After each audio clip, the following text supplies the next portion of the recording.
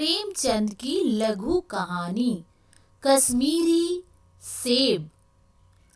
कल शाम को चौक में 2-4 जरूरी चीजें खरीदने गया था। पंजाबी मेवा फरोशों की दुकानें रास्ते में ही पड़ती है। एक दुकान पर बहुत अच्छे रंगदार गुलाबी सेब सजे हुए नजर आए। जी ललचा उठा। आजकल शिक्षित समाज में विटामिन और प्रोटीन के शब्दों में विचार करने की प्रवृत्ति हो गई है। टमाटो को पहले कोई सेंध में भी न पूछता था। अब टमाटो भोजन का आवश्यक अंग बन गया है। गाजर भी पहले गरीबों के पेट भरने की चीज थी। अमीर लोग तो उसका हलवा ही खाते थे। मगर अब पता चला है कि गाजर में भी बहुत विटामिन है। इसलिए गाजर को भी मेजों पर स्थान मिलने लगा है। और सेब के विषय में तो यह कहा जाने लगा है कि एक सेब रोज खाइए तो आपको डॉक्टरों की जरूरत न रहेगी। डॉक्टर से बचने के लिए हम नीमकौड़ी तक खाने को तैयार हो सकते हैं। सेब तो रस और स्वाद में अगर आम से बढ़कर नहीं है तो घटकर भी नहीं। हाँ, बनारस के लंगड़े और लखनऊ के दशहरी और मुंबई के अल्फांसो की बात दूसरी है। उनके टक्कर का फल तो संसार में दूसरा नहीं है। मगर उसमें विटामिन और प्रोटीन है या नहीं है तो काफी है या नहीं, इन विषयों पर अभी किसी पश्चिमी डॉक्टर की व्यवस्था देखने में नहीं आई। सेब को यह व्यवस्था मिल चुकी है। अब वह केवल स्वाद की चीज नहीं है, उसमें गुण भी है। हमने दुकानदार से मोल भाव किया और आध सेर सेब मांगे।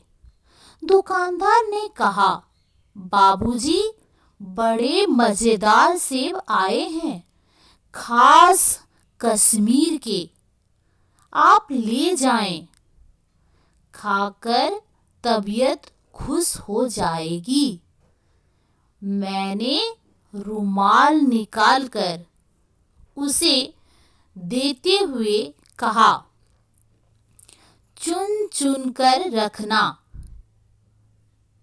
दुकानदार ने तराजू उठाई और अपने नौकर से बोला, लौंडे, आध सेर कश्मीरी सेब निकाल ला, चुनकर लाना।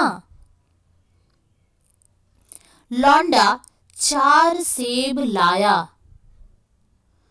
दुकानदार ने तौला, एक लिफाफे में उन्हें रखा और रुमाल में बांधकर मुझे दे दिया।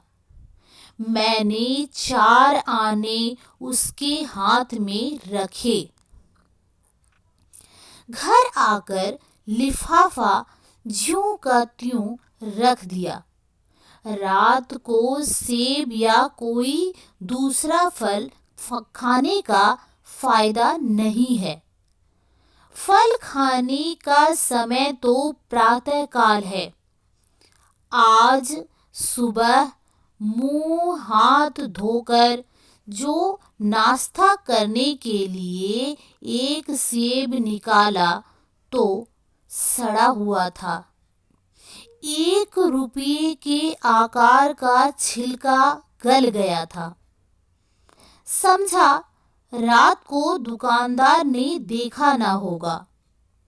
दूसरा निकाला मगर यह आधा सड़ा हुआ था।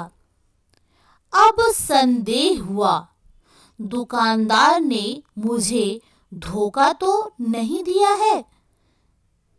तीसरा सेब निकाला, यह सड़ा तो ना था मगर एक तरफ दबकर बिल्कुल पिचक गया।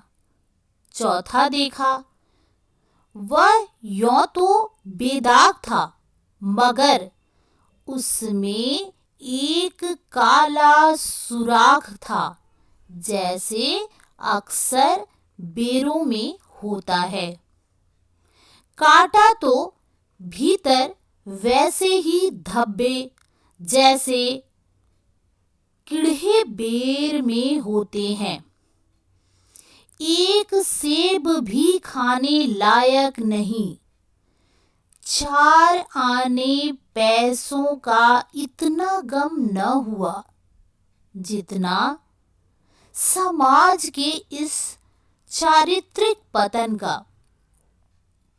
दुकानदार ने जानबूझकर मेरे साथ धोखेबाजी का व्यवहार किया। एक सेब सड़ा हुआ होता तो मैं उसको क्षमा के योग्य समझता। सोचता उसकी निगाह न पड़ी होगी, मगर 4 के चारों खराब निकल जाए यह तो साफ धोखा है। मगर इस धोखे में मेरा भी सहयोग था। मेरा उसके हाथ में रुमाल रख देना मानो उसे धोखा देने की प्रेरणा थी। उसने भांप लिया कि महाशय अपनी आँखों से काम लेने वाले जीव नहीं हैं और न इतने चौकस हैं कि घर से लौटने आए। आदमी बेईमानी तभी करता है जब उसे अवसर मिलता है। बेईमानी का अवसर देना, चाहे वह अपने ढीलेपन से हो या सहज विश्वास से, बेईमानी में सहयोग देना है। पढ़े लिखे बाबुओं और कर्मचारियों पर तो अब कोई विश्वास नहीं करता।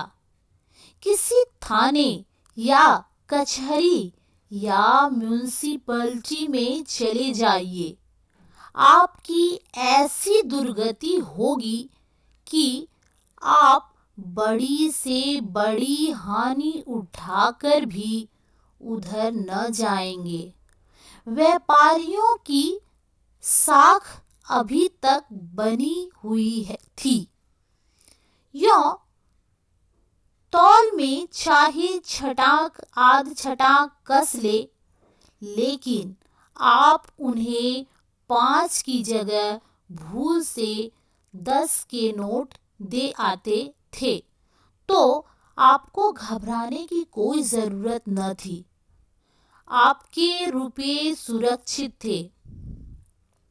मुझे याद है, एक बार मैंने मुहर्रम के मेले में एक खोंचे वाले से 1 पैसे की रेवड़ियां ली थी और पैसे की जगह अठन्नी दे आया था। घर आकर जब अपनी भूल मालूम हुई तो खोंचे वाले के पास दौड़ा गया। आशा नहीं थी कि वह अठन्नी लौटाएगा, लेकिन उसने प्रसन्न चित्त से अठन्नी लौटा दी और उल्टे मुझसे क्षमा मांगी। और यहाँ कश्मीरी सेब के नाम से सड़े हुए सेब बेचे जाते हैं। मुझे आशा है पाठक बाजार में जाकर मेरी तरह आंखें न बंद कर लिया करेंगे। नहीं, उन्हें भी कश्मीरी सेब ही मिलेंगे। कहानी सुनने के लिए धन्यवाद।